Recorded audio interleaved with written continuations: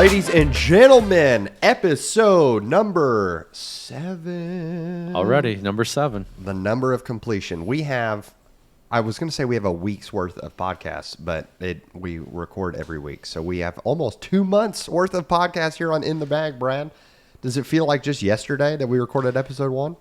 It does. I was thinking that yesterday. I'm like, wow, episode 7 already. I know we're getting ready to do our first recap show, so that will be a lot of fun. And we're going to have a special guest on that one. We'll let you know next week when you see it.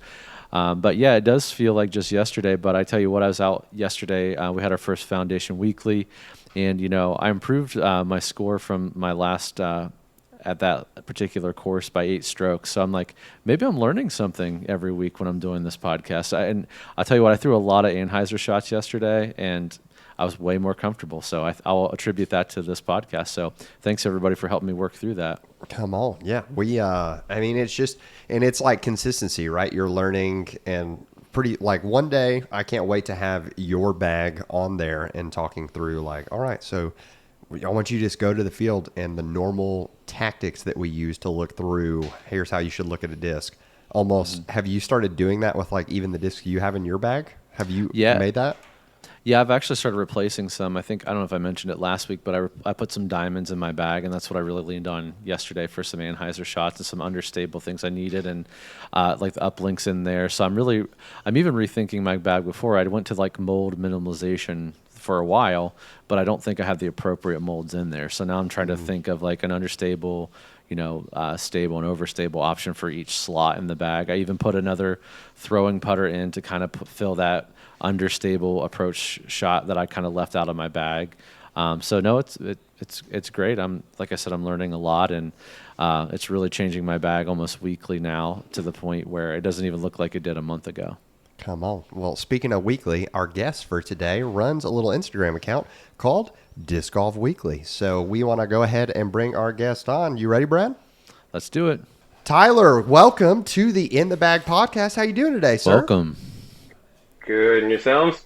Living the dream, man. Couldn't be better. Dream. It's perfect. Beautiful weather. I sweat the moment that if I think about going outside right now, it's so hot that I just start sweating. So what part of the country are you in, Tyler? I'm actually in Canada, so still beautiful here. Okay. No snow or anything, but yeah, just a little cooler probably than where you guys are. I would hope so. I truly would hope so. So that's on me. Sorry to our international listeners for my assumptiveness of, everybody's in America, because that is silly. So glad you're here, Tyler. Glad you're here. We're an international podcast. We have 7 guests, and now we've had 2 of them that aren't in the States. That's true. Yeah, you guys had Rob from AMSAT, right? Yes, sir. That's true. Yes, sir. So, yeah. I mean, we're doing it. It's great. Tyler, you know the drill. We dive through. We have some questions. Make sure our guests and our listeners get to know you and your game. So, leading off, how long have you been playing the game? Well, I started in 2017, bought a couple of discs. We just had a tiny par 3 course installed, but didn't really play much. And then winter happened, so that's 5-6 months gone. And then 2018 started playing a little more seriously, really fell in love with it. So since 2018, so kind of going on 4 years-ish. Okay. Kind of thing. So you might be our first guest that's not purely a COVID disc golfer. I think so. So I love it. That's awesome. Well, that's first off phenomenal. Super grateful for that and excited. Let's talk about some numbers. So golf distance, not talking hey, I have once with a tailwind ripped a disc downhill across a mountain in Canada and it went 7,000 feet. No. What is your controlled distance where you're saying if a hole is this long, I know I can comfortably reach it with some accuracy for backhand and forehand? Backhand probably about 350 range. Probably push a little more, but that's probably it. So 350 to 370 if I'm catching a good one. Forehand is probably closer to 300 to 320 if I'm getting a full flight out of it. Okay, awesome. And then we move to the short game. So putting, we set you up. You got 10 putters. We're at 15 feet, 25 feet, and 40 feet. How many are you making from each of those stations? So I would expect to make 10 at 15. At 25, probably 6 or 7. And then at 40, it all depends on if they're back to back or if they're 40 individual cases. Because back to back, I might make, 2 or 3, but individually, like out and about, probably missing all 40. Okay. Okay. That's fair. Yeah. That's fair. I also, great point nailing that, because I think people forget, like, the second guy is so good when you're out there playing because they can immediately learn from the first guy, like, oh, you left it short, or oh, you pulled it right. So it's just wise, Tyler. You're a very wise man. I'm enjoying this already. So, Brad, for you, I've been curious. Have you been doing this drill and like working through your numbers? Oh, I did it this week because I knew you were going to ask me. So 10 for 10 at 15, 8 of 10 at 25, and 5 of 10 at 40. That is incredible. Been working on Very it. And that saves me a lot of the time. It's the only reason I can score how I can. Is on the putting green, I feel pretty confident most days. Yesterday, about 50-50, but most days I feel pretty good. Hey, it's the thing about putting in general, y'all, is that I feel like every time that I feel like I have my putting dialed, it lasts for like a week, and then all the doubt like creeps in again, and I'm like, no, back to the practice green. Here we go. So I don't understand how the pros are like great at it and they just keep it going. Maybe that's why they're the best of the best. Anyways, Tyler, what would you say is the biggest strength of your game right now? Right now, probably forehand. Just got decent control with distance and accuracy, like little Anheuser flicks or just full power shots. So really comfortable with forehand. Yeah. Okay, that's fantastic. Which brings me to your bag. So you are running a 18 disc bag. Love that. I love that we're below the 20 threshold. That always makes it feel like, okay, we've got our decisions dialed in. Now, something we've talked about in the past is the idea of subconscious confidence, and that way that there is, a lot of similar molds going throughout, and you've got a couple molds stacked up, but other than that, you do have a lot of different molds represented in your bag. And I know when we had talked in your like request to come on the show that you have a channel where you try out discs, so it feels like constantly things are cycling in. Does that like how do you find that you strike a balance? Like, what does it take for you to test a disc and be like, oh no, that's got to be in there? Not much, and that's kind of the problem. So like, I'll try something, and I'm like, that flies nice, and I'm like, oh, it flies as nice as anything in my bag. Like, why don't I try it for a bit? And then I'll just kick something out of my bag. No problem. I wouldn't think twice about it. And then like a week later, I'm like, I kind of missed that disc that was in my bag, so I'll go back to it, and it's just like an endless cycle of that. Try something else. Oh, that's kind of nice. Yeah. Hey, okay. Boom. Yeah, that, and the more that you're around this, it just gets harder and harder because there's new stuff coming out all the time. I don't understand how for Brad and the guys at Foundation how they are working around that many discs and they don't. Best example of this, do y'all follow Joseph from Another Round? He runs shop down in Charlotte. Yeah, it looks like his bag is different literally every day. Maybe that's just like how you got to do it sometimes, right? But we want to gain consistency. But he throws them all in. Exactly, he does. He aces more than I think the entire Southeast combined. Well, and I think it's kind of like me. Like, I think if I was a zookeeper, I wouldn't be tempted to take a gorilla home every day. So that's kind of, I think, the mentality I have right now. I'm like, okay, let's leave him in the wild here. I'm not going to bring him home, and we'll keep him at the warehouse. I love it. Oh, I love it so much. Fantastic, Brad.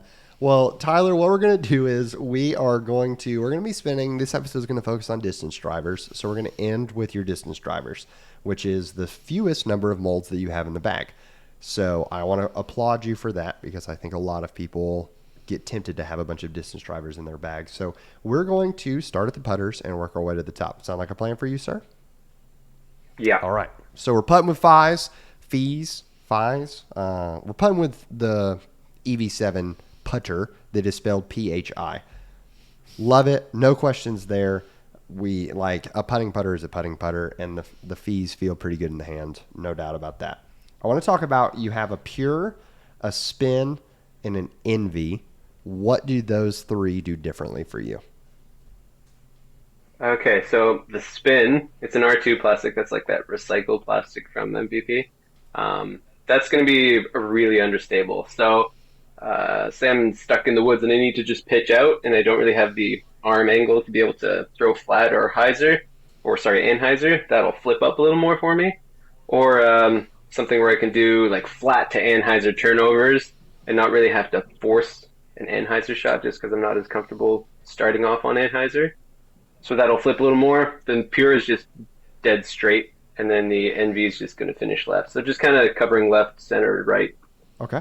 Awesome. Awesome. Do you are you comfortable throwing hyzer flips at all? Is that like do you said you don't like throwing things naturally on anhyzer, so do you have more of a flat to hyzer release naturally? Yeah, so like baby hyzer is kind of where I really like to throw. Um, so don't really throw much on like force and hyzer. I'm a little out of control when I try to do that. That's okay. That's okay. The anhyzer angle, I feel like if you're taught to throw flat, getting to that anhyzer angle almost feels it's a tough shot for anyone to pick up, and Brad can attest to that in a major way. I feel like Yeah, for I sure. challenge his anhyzer game literally every week. So Yeah. It's paying off, so for whatever that's worth. yeah. So all you got to do, Tyler, is start a podcast and just have a really mean co-host who makes you focus on a weakness in your game every single week, and then talk to the world and the internet about it. Like Right. easy peasy. Sounds delightful. So I love that. So if you throw your spin, let's say you throw your spin on that baby anhyzer, is it so understable that it's going to pretty much turn over and like just push right while you throw it? Yeah, so it'll flip past flat, just barely past flat, and then it'll just push to the right. So rather than like a forehand that's going to kind of curve hard to the right and then want to skip when it finishes, this one's just going to want to start to slowly glide right and then just kind of land flat. Okay. So it's just a little different landing, different shot Yeah, shape. absolutely. All right, so I'm great with all of that. The only thing I would like question in that is that so you have the spin is I would look at if you like your pure for that straight shot, they make pures in some base plastic that you might be able to close that mold a little bit, or instead of just having the spin in there for that reason. For me, when I had a pure in my bag for a little bit with a trilogy bag, I threw an eco plastic pure, which why I love their eco-plastic is because you can absolutely smoke a tree with an eco-plastic disc, and any other base plastic disc, it's like warped to like beyond use. That was my problem with MVP's Electron, like their Electron Soft. Fantastic for beating in, but if it hit a tree too hard, it like tacoed. Eco-plastic, you just grab it and you just fold it back into shape. Perfect. Like it's so easy. So an Eco Pure, that's my first suggestion for the bag would be to look at a base plastic version of your Opto Pure, because if you're throwing that Opto Pure really straight, that base plastic Pure could be a wonderful complement to it. Just as an option to consider, but if you love your spin, I'm not out here also trying to say like, hey, if it's good, keep it in the bag. And if you're That's true. using that spin, I'm never trying to talk people out of things in their bag. Just micro suggestions if you're ever looking for it, or you're looking for new content to try for your channel. Eco Pure, why not? Should All be, right. yeah. So I love that. And then the culprit and the slammer. Culprit, fairly new mold. Love that. hmm And how does it compare to your slammer? What are the variances between why both? Slammer's much more stable culprits, very similar to Zone or Tactic. It's a lot shallower in hand. So I'm using culprit off the tee, or for just a longer pushing forehand shot. So something up to 250-ish using that culprit. With the slammer, it's a lot deeper in hand, so I'm not comfortable forehanding it off the tee. It's great like backhand overstable. So usually it's culprit forehand, slammer backhand. The slammer is also great for like the little flick anhyzer shots. It's really good for that as well. I don't know why it releases clean on that shot and lands really flat. So Hey, that's awesome. That's what we wanted to hear. So I love your putters, dude. I think you have a good variety, and I know Brad is also a lover of putter throwing. So we are here for that, and I love the variants that you have there, and it's very well thought through. So I want to compliment you on that one. We move on to your mid ranges, and your mid ranges, you got 4 mid ranges in the bag. A Troja, did I pronounce that right? Troya? I think it's Troya. Yeah. It's a Finnish brand for discus. It's a crazy disc. Yeah. It's like the tilt of the mid ranges. It genuinely is. I actually have it here, and I don't know if you could see that profile. Oh wow! Like it's crazy. It will flip instantly out of hand and start diving. So it's definitely just utility disc. It doesn't come out much, Okay. but if you need that super overstable, it's there. Okay. Awesome. So do you find that if you need a longer pushing like hard hyzer, it's either you're going to try to work the culprit or the slammer, or just like disc down on your felon? Usually culprit or slammer. Okay. Probably culprit. Okay. Awesome. Yeah. So I'm down for the utility disc. Totally great to have that. I think everybody needs one super crazy overstable disc as a utility disc in their bag. So totally respect that. You got a 2 EMAC truce, and then you have this Paradox that is just chilling on its own. Like the Paradox is making that spin look like it is overstable. Talk me through it. Why is the Paradox in there? Okay, so you have the 2 EMAC truths in the middle. The Troya is over here. The Paradox is on the other side. It's also just utility disc. So that's one of those things where I can throw it on like hyzer, like 45-degree hyzer, and it'll flip up to flat, maybe even right to the right. I can throw it really high up in the air, so super high turnover shots. It's got a little bit more play to it, but it's definitely utility disc, just like the Troya. The real mid ranges that I use a lot are going to be the EMAC truths. Okay, and then what's the difference? You have a hybrid and a lucid? Yeah. Yeah, talk me through the I difference would on say those. the hybrid is a little bit more domey. The lucid, it's just standard classic lucid EMAC truth. Goes dead straight. The hybrid is maybe slightly more stable. So if I'm looking to push something dead straight, I'm always just going to pick the lucid. If it's dead straight into a wind, maybe I'll just feel more comfortable mentally picking the hybrid. I don't know if it's all just mental trickery at this point, but there's reasons why I just feel more comfortable grabbing one or the other. And to me, why I think it's okay is that, like, why I approve of this, and you get the in the bag stamp of approval, is truly because it's the same mold. So it's not I have this 2 different molds that are so close to each other. That's where I think overlap really starts to hurt us. And so you're trying to work those through, because if you just have these 2 EMAC truths that you're working and you're cycling, eventually one of those might become super understable because it's so beat in. And then now the Paradox leaves the bag because this EMAC truth isn't going to fly. Like an EMAC truth's never going to fly like a Paradox. I'm not an idiot. Like, let's not assume that.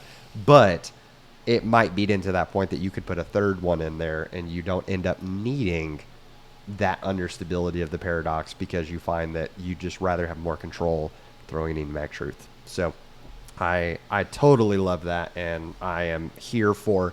It's not a bad thing to be like, it's mental on why I pick this or the other.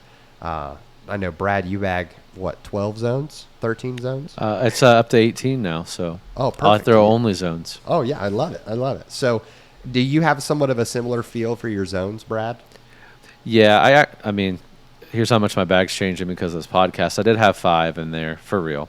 I've went back down to 2 because I have one that's more of like, if I need to go longer, I know I have a Crystal Flex zone. That's my workhorse. That's the one I throw almost all my forehand up shots with. But I do have a Proton zone that I'm comfortable throwing on backhand. I don't love throwing it on backhand. It's better than my Crystal Flex, though.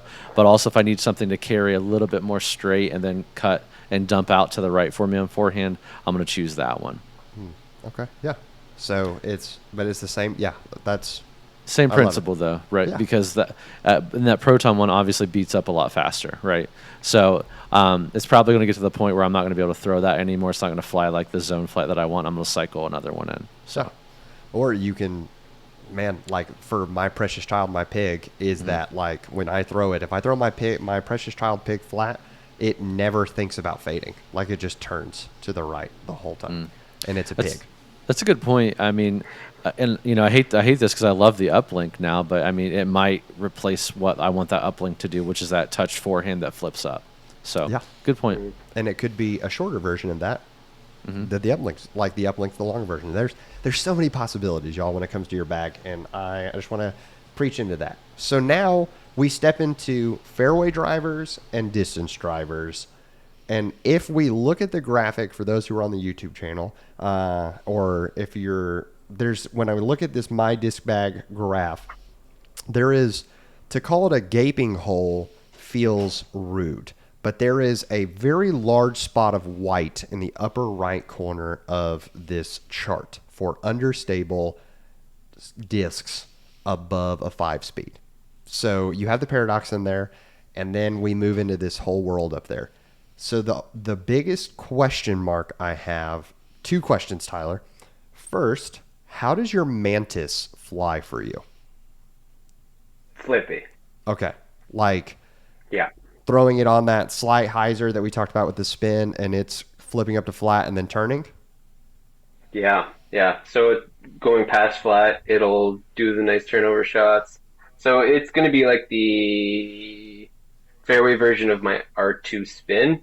So it'll come up and then start to glide right. It's a flippy disc. Yeah. Okay. Awesome. And it's Big Z. So is it how long have you had this one? 3 years? Okay. That's Yeah. that's great. And I am not out here, we're not trying to go full Sean as well and be like, "Oh yeah, that one's like, it's, what do we call it? The Griffin disc?" Yeah, I think we called it the cryptid disc eventually was Yes. the name we settled on. And on the other spectrum, I must just have the most stable two mantises on the planet. I have big Z ones as well, Tyler. It's been about a year now. They came out with that limited run, small stamp, big Z mantis, and these things, they're as stable as my ESP Raptor. I'm not even kidding. Robbie, I need to send them to Wow. you and let you throw them. I could be trash, but I think they're really stable. I really do. Are they really domey? Yeah, they are. Oh, They're weird. they're wild. I have an Ace Run mantis that I actually gave my brother-in-law, and that flies like a mantis for me. I mean, it'll do a nice turnover, and it goes to the right. But these big Z mantises, yeah, I'm just gonna take all my Raptors out and just put the mantises back in. That's what I'm gonna throw. Heck, if it's good, keep it in the bag, I Yeah. guess. Or if it's wild, take it out. I don't know what to expect out of those things, man. Oh, well, I'm glad to hear that, because here's my question, Tyler. My first was, how does the mantis fly? My second was, it didn't seem like you had a lot of discs, faster discs that went right, that had that turnover option. So I wondered, because you have a lot of very overstable discs in your bag, if you need that left to right shot at distance. You said forehand was a strength of yours and your current biggest strength. Do you find that rather than trusting that long range turnover because of the uncomfortability of the anhyzer, you just lean on the forehand to get that shape? 100%. Okay. Awesome. So like a 300-foot hole that's left to right, I'm just going to grab Ellen and just pump it out there. Okay. Awesome. Yeah. Yeah. So that's perfect. Because when I look at your Thunderbird, I'm gonna make some. I want to get into our distance drivers, so I'm gonna make some quick assumptions, and you let me know if these are right. Your T-Bird and your Thunderbird, both straight options that are gonna fade consistently. The Thunderbird just being a little bit longer, probably throwing those in the 300, 320 foot range. Probably, yeah. Okay, awesome. So I like where that's at. I like having the felon in there as that overstable forehand. Do you ever throw your felon on a backhand? Not usually. The Felon forehand is going to do what the Thunderbird for me backhand does. They kind of mirror each other, even though they're really different. Yeah. It's just kind of discs just fly differently forehand. I don't know what it is. Oh, I'm with you. It's I know why. The answer is you can get more spin on the disc easily with a Torque. forehand. So you're getting the disc to fly like they're actually supposed to more often on a forehand than you are with a backhand. That's why. I should also say that I fan grip everything all the way up to like 10 speed discs. So again, probably less spin on that backhand again. That's fair. That is fair, and that is important to know. So maybe I'm also learning during this interview process, Brad. We're learning that I am terrible at the electronic side of this and helping with everything, but also we're learning to improve just as the podcast goes on. So, Brad, thank you for bearing with me as I improve at this, as you improve in your game. Hey, we're all here for it, all of us. So, and hey, just so you don't feel completely left out, Tyler, I fan grip everything up to probably like 7 speed. So I'm there with you. I don't throw anything not fan grip that's lower than those speeds. So Nice. we look at your distance drivers. You've got 2 bosses and a rosary. Our listeners are probably not familiar with a rosary because I'll be honest, I wasn't familiar with a rosary. So, and I talk about discs for a living. So, the rosary, super overstable Prodiscus disc, at least according to numbers. Does it fly about as overstable as your bosses? It's actually kind of the same. It feels more like a destroyer, like a flat destroyer, Okay. but shallower. So the razor is mostly going to be if I'm fan gripping a backhand or mostly forehand. So the razor is just going to be like max forehand distance. Just because it's shallow feels great for a forehand grip. Okay. Yeah, absolutely. And Yeah. do you like I'm looking at the list, the Troija, the Felon, the Rosary. Do you like a flat disc for forehands? Flat, stiff, and fairly like low profile shallow. Okay. I don't have big hands. I'm not Ricky over Hey, here. that's fair. That's fair. Yeah. All right. So we have the bosses. You have a pro boss and a star boss. How long have they been in your bag? So the Pro Boss is one of my first discs. So it's an oldie. So it's flippy. And then the Star Boss is newer, and it's definitely more that overstable. Okay. So is your pro boss your max distance disc? Yes. Okay. Awesome. Well, here's what we want to do, because the gap, if people are looking at the graphic, the gap of where we want to suggest, like I said, it's up there, and you'll, even if you go back and watch this, Tyler, you'll see it on the my disc bag space. What we want to do is we will recommend an understable distance driver for 2 reasons. The first is that I think it should hopefully be easier to throw to get some distance, especially on backhand, compared to what you currently have for distance drivers. And then second, as a forehand dominant player, I think so often people lean on these overstable discs and they chop them like baseballs and throw these big distance shots like that. And I find that it is way easier, and you're going to learn to throw a cleaner forehand throwing understable stuff. So I had Brad go out and try 2 iconic understable distance drivers. We have a Star Turn and an ESP Thrasher. Have you thrown either of these before, Tyler? I haven't. Okay. So Brad is a Discraft man. He was a Discraft man. He still is, Allegedly. kind of. Allegedly. So he had a love for the Thrasher and was a great sport and tried out the Turn. So Brad, what happened while you were out there? Okay, so yeah, like Robbie said, I love the Thrasher. I have 3 in my bag. It's interesting over the course of this podcast, though, how the role of the Thrasher has changed for me. So it was like the disc I could hit, and like my Z Thrasher I love. The flight numbers are 12, 5, -3, 2. So I really could hit them flat. I try to throw everything flat unless I'm trying to do a specific shot. And I felt like I could get them to fly flat and carry the longest for me, especially my Z Thrasher, and then maybe get them to flip up a little bit if I really hit them hard. They've really changed for me. They're becoming more understable for me the faster my arm speed gets, and I'm actually finding them like really fun to throw in forehand lately. They're kind of like the disc I'm leaning to as I'm trying to grow my off the tee forehand. So, I'm really happy with that. So I have this love and familiarity. That's terrible with the Thrasher, and so I kind of wanted this with an open mind with the Turn and saying, okay. And what I did recognize, one of my key takeaways for the end here is that subconscious confidence that Robbie talks about all the time with molds. I almost felt like it transferred to the Turn because I knew the flight numbers were almost identical to the Thrasher. I felt like I knew how to throw it. So I went into it like, oh, that's not scary. I've thrown some weird stuff for me anyway on this podcast. And like the turn I did not feel weird with. I felt like I'd been throwing it for a while, which is a very interesting concept. So now, same flight numbers do not mean same flight all the time. So that's another key takeaway, but we'll talk about that here. So let's dive in. As you know, I kind of throw these all on flat backhand, hyzer backhand, and hyzer, and then I'll throw forehands with them. So flat backhand, exactly what I'd expect. I'm actually getting both of them. It was actually scary how close they both landed to one another most of the time. Now, the turn is a 6 glide versus the thrasher is a 5 glide. So but I didn't really feel that on flat release. I felt like I threw them exactly the same. Went about 340 for me, so my distance is starting to grow. It's very small, but we're getting there. So they're going about 340 every time, depending on how hard I hit them. But I had to put about 85% power in, but it was like a pretty straight shot for me. I don't really see a ton of turn on a flat release on the thrasher right now, or the turn.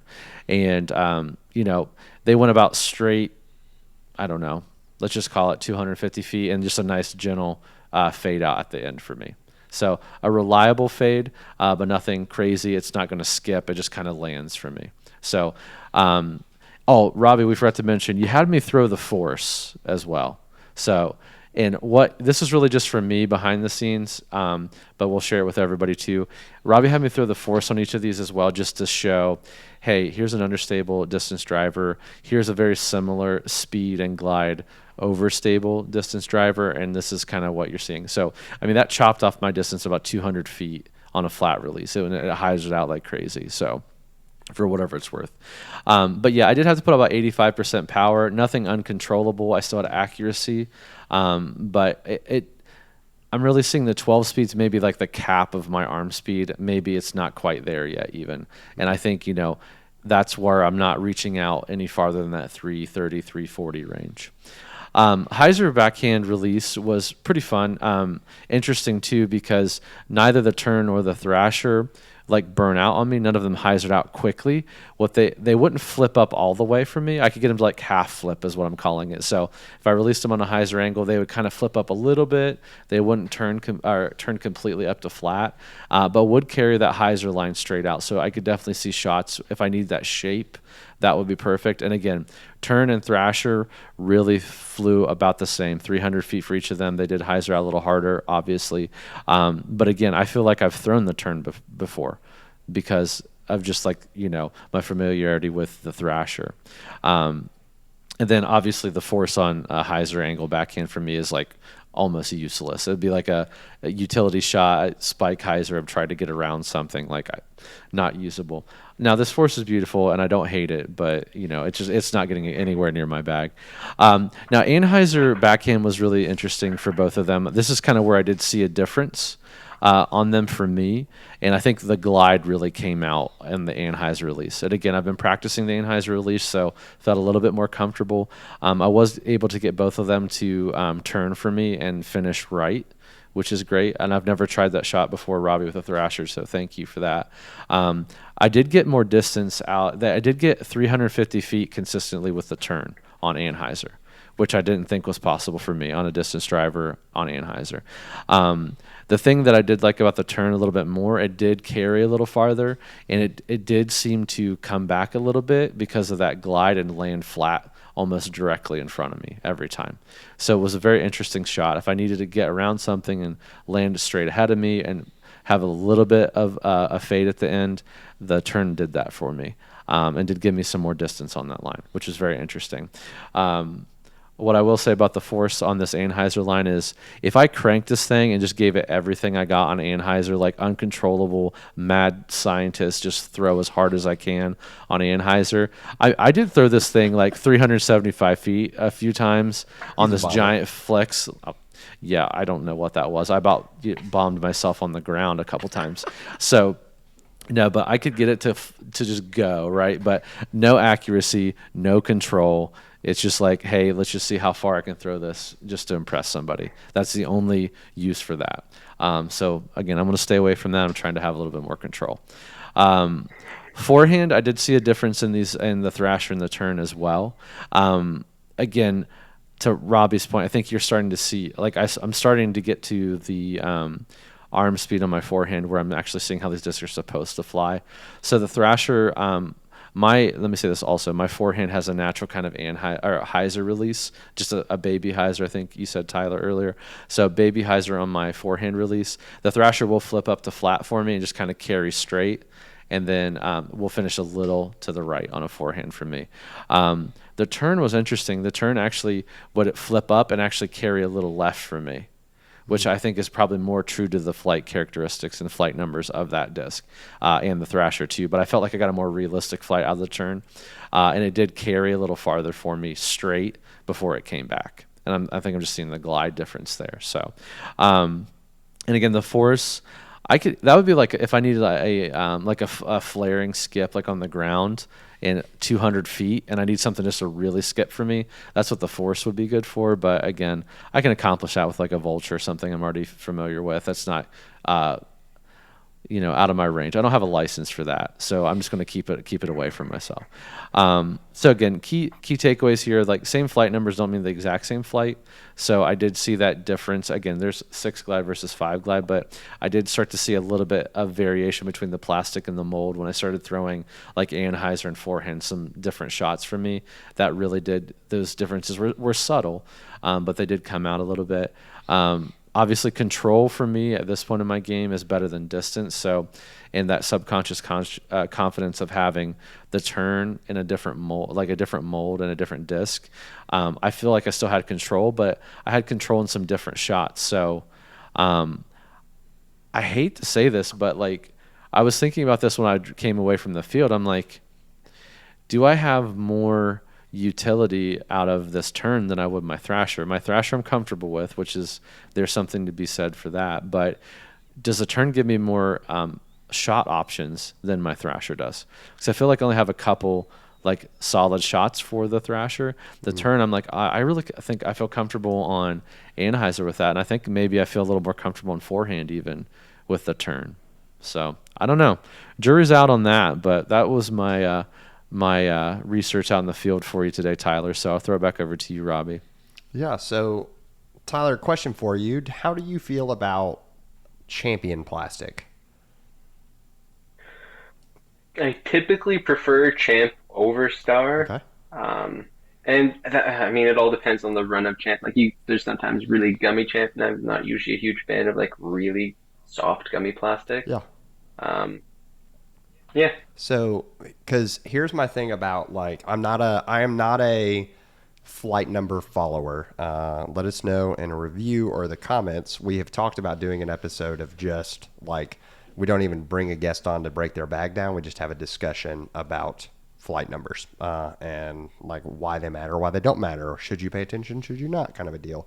And one thing that I find really interesting about the turn is that the turn, if you look at the flight numbers of it, 12.6 minus 3.2, that exists for every plastic type of the turn except for Champion. And if you look at a Champion turn, it goes 12.6 minus 2.2. So they know that it becomes more stable in that Champion plastic mold. And I'm with you because I have thrown some Champ turns that roll over on me, and others I'm like, oh, that is a Wraith. Like, you are lying to me. That is not a turn. So the reason I ask that is because I think for what disc we want to send you, to me, it really comes down to your preference because, as Brad said, I think there's some similarities between both. And there might be a world that for the Thrasher for you has that extra turn. For Brad, the turn was having that extra turn. It just depends. So, Tyler, what I want to throw to you is I threw out the thing about the Champ piece first because you already have 2 Innova drivers in your bag. But looking through your bag, you have a lot of Innova. You don't have any Discraft in there. And I don't know if that's out of like you just haven't tried Discraft or you tried Discraft and you were like, stick it to the man. I'm not throwing it. However that may be.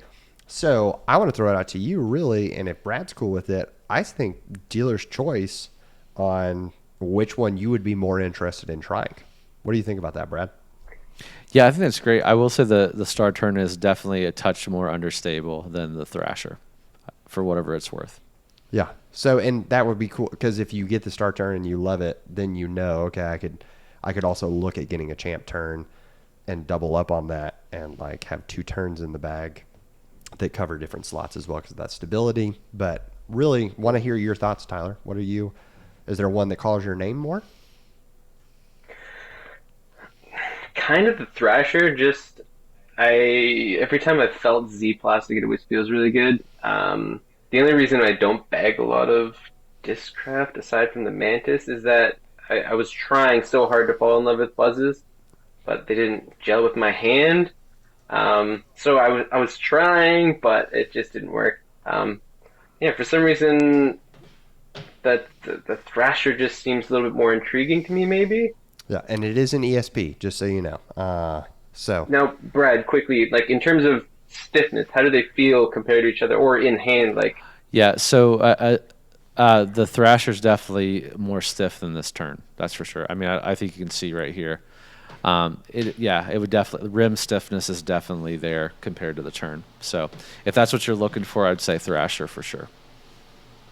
yeah, I mean, stiffness is something I do like because if I'm gonna try to put four hands out there, yeah, something that's not gonna like flex in my hand can make me feel uncomfortable, lose confidence maybe. Hmm. So if I'm gonna try more of that flippy stuff, probably a stiffer disc Yeah. would fill that slot a little better. and I'll tell you, the farthest forehand that I've ever thrown to this day, it's with an ESP Thrasher. So it was monstrous. Farthest forehand on flat ground, I should say. Farthest forehand I've ever thrown was from the top of a mountain, and that thing was murdered. It was so far, but furthest, it's a great forehand disc. And what we really, when we send this to you, Tyler, because like we mentioned, we're going to have you come back on the show if it's cool with you to talk about it. So what I want you to focus on with this Thrasher is I want you to focus on, okay, what angles can I throw this on with a forehand to not have it burn over? If I can throw it maybe flat, see what happens. If I throw it on some hyzer, what happens? Things like that. Really test those angles out. Yeah. And then also, I think it could be really fascinating for you to try to see how it compares to that pro boss that you have. And so now we possibly work to a world of like you have your overstable boss, but then you have Thrashers filling that spot as less of the cryptic disc. Yeah. Yeah. So would you be willing to come back on and chat with us in a few weeks? Definitely, yeah. Come on. Well, hey, Definitely. what we'll do, we will get your info off air, and we will get this Thrasher in the mail to you, man. So, thank you for coming on. Do you have any questions for us before we let you go? No, it's good. I mean, thanks for having me on the show. Really fun. Dude, come on. Yeah, we love And it. Thank you. time for shameless plugs. Let the people know. We've mentioned it multiple times. Where are they going to find you, Tyler? Yeah, go follow Disc Golf Weekly on Instagram. There's also website. The links on the Instagram. There are like full length reviews on the website for discs and bags and stuff. The Instagram's just going to be mostly like product highlights and a lot of pro interviews. So we've done like Simon, Ricky, Dickerson, Macbeth. We've done like little 5-question interviews with a lot of the top pros. So it's been really fun. Awesome. Well, y'all go check him out. Tyler, thank you for coming on. Absolute stud, sir. Thank you. And we hope this Thrasher opens up new doors. Thanks, guys. Yeah, take care. Thanks for being on. Brad, I just continue to love having the conversation, seeing how people approach the game. We had talked to that. I felt like I knew his game, but even you can't ever tell because we both looking at it ahead of time. We're like, yeah, that Mantis, dude, no way that thing's going to be flippy. And then sure enough. Oh, it was. Yeah. Again, I think I have the most stable Mantis on the planet. That may be in a record book somewhere. I'm seriously going to send them to you and see if it's just me, but they are so stable for me anyway. So, and just a plug to everybody, the Google form is fixed. There are no more issues. We figured out the problem on the back end. So please, link in the description if you want to be a guest on the show. I've loved all the guests so far, and there's been so many of you that have filled that out. So thank you for bearing with us on there. But love to have people on the show. Scheduling farther and farther out now, so we'd love to get you in. So please fill that form out below. It is fixed. So thank you all for your patience on that. Absolutely. Brad, you are a rock star for working through that. And we are excited to have you guys on and excited to dive through it. And honestly, I'll tell you, my hope is, Brad, that people, as they continue to listen, they're sort of refining their bags anyways, so that we end up in this world where like it gets harder and harder for me to find and pick guests to come on the show. Cause it's like, man, y'all bags just look so good. Yeah. Yeah, hopefully. I know here in the retail store, we've had several people come in and are like, hey, picked up this disc because I listened in the bag. And I'm like, what a great compliment. So Rob and I just started this to just have some fun and talk about some discs and, maybe help people as I'm getting help and fixing my bag. So I'm glad to see that it's actually making a difference out there. So thank you all for supporting. Please make sure you're leaving reviews and rating it on Apple Podcasts, Spotify, YouTube. Leave a comment. It'd be, turn on this subscription notice so that you're alerted every time that we drop a new video. We'd love to see you on the next one for sure. And speaking of comments, I just want to say thank you again for everyone who is entering to win the giveaway. And that means that we have a star turn that we're giving away today. So we're going to turn the page on this one. We talked about TV shows last week, and there were some fantastic answers. But we're going to take this a little intellectual this week as we, like I said, turn the page. I like this. What is the one book right now that if, like, your house was on fire and you could only save one book, and I'm going to go ahead and to all the Christians out there, I'm going to say the Bible doesn't count because sure, great, and like it's up there, right? We know Gray's book, the GOAT. So your Bible's good. What is the other book that you might pick, or the book that you're taking that you're running out the house with? So religious books, we're not counting those. I'm an audiobook guy. I don't know about you, Brad. Do you? Yeah, same. Audio all the way from me. So ironically, if your book comes in audiobook form, I'm really just trying to build my summer reading list. My wife is a mad woman who reads so much. She's read like 8 books this summer already. Yeah, well, librarians do that. Yeah, that makes sense. So let us know in the comments below the one must read that you have. House is on fire. You're grabbing it. You're taking it out with you. And then we will not read it. We will listen to it. It's going to be fantastic. So looking forward to giving this turn to y'all and seeing the change for you. Brad, before we leave, we need to know, because thank you to FoundationDisc.com for being really the host of all of this. What's new? What's coming in the shop? All right. Well, by this time, you all are going to see complete Discmania restock, so that'll be great. MVP is on the way when we're filming this. I don't know if it's going to be here and up in time on Friday, but that's my big goal. If we get it in the next couple of days, we're going to have MVP. Just saw this morning, Discraft shipped out a couple new boxes for us, and there's going to be some new discs in there that people aren't ready for. There's going to be a new release in there, so keep your eye open for that. It won't be in this Friday when you're listening to this, but just look out for it. Other than the warehouse, another big announcement coming out on Tuesday after this podcast releases. Something very special, something very cool. So keep your eyes and ears out for that. Robbie actually knows the secret. It has nothing to do with Robbie, really, but he knows what's going on. So I'm so excited. So excited.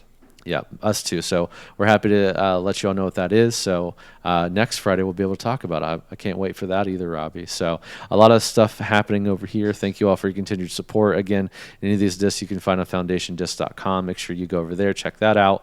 Again, everything you need. If you're experienced player, plenty of stuff there for you. If you're brand new, I'm trying to stock in more lighter weight, Lucid Air, like some different beginner friendly. Discmania, we're gonna have all the active line and everything, just beginner friendly stuff too. So you should be able to find something over there for your game, no matter where you are.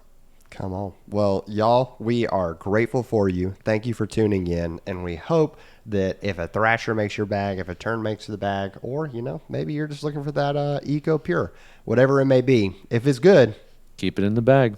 We'll catch you guys next time. See ya.